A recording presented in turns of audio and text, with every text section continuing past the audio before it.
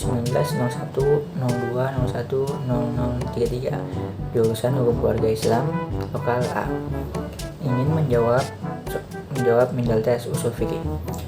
Nomor 1, syariat. Syariat. Kata syariat itu berasal dari bahasa Arab yang kemudian diserap ke bahasa Indonesia. Dalam Kamus Besar Bahasa Indonesia, syariat adalah hukum yang menetapkan peraturan manusia, baik itu hubungan manusia dengan manusia, manusia dengan Allah Subhanahu wa taala, maupun hubungan manusia dengan alam, sesuai dengan Al-Quran dan hadis. Terus yang kedua, usul fikih. Kita ambil dulu dari kata usul. Usul adalah kata serapan dari bahasa Arab, yaitu usul, bentuk plural dari asal, yang berarti dasar, asas, pokok, dan fondasi. Dalam istilah usul memiliki beberapa makna. Di antaranya adalah dalil, pendapat yang paling kuat, kaidah, dan hukum asal.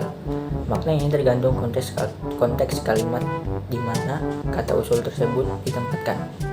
Sedangkan fikih atau fiqh dalam bahasa Arab merupakan bentuk masdar, kata benda yang bermakna kata kerja, dari fiqhiha yafqahu, yang berarti memahami, mengerti, mengetahui, atau yang semakna dengan itu. Dalam istilah fikih berarti suatu disiplin ilmu yang membahas hukum syariat yang berupa perbuatan serta dalil-dalil yang terperinci.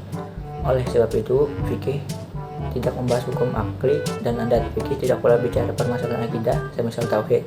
Dalam konteks pengertian fikih menurut istilah ini, setelah mengetahui makna dari kedua tersebut, kita bisa menarik kesimpulan bahwa usul fikih adalah ilmu yang membahas dalil fikih secara global dan mengupas metode dalam menarik hukum dari dalil tersebut, serta kondisi orang yang menarik hukum tersebut.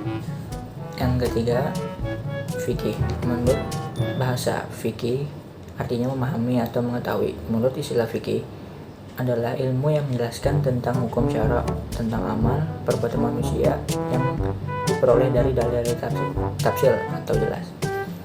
Orang yang mendalami fikih disebut faqih. Jemaatnya adalah fuqaha, yaitu orang-orang yang mendalami fikih. Menurut para ahli fikih adalah mengetahui hukum-hukum syara yang merupakan hakikat dari amalan para hamba atau mukallaf, yaitu wajib, sunnah, haram, makruh, dan mubah. Nomor 2, pentingnya usul fikih dalam ahwal syar'iyyah adalah bagaimana kita memahami kaidah-kaidah dalam fikih dalam konteks warga, terus hukumnya, permasalahan dalam keluarga, dan lain-lain. Usul fikih juga membahas bagaimana cara penyelesaian masalah yang terikat dalam keluarga.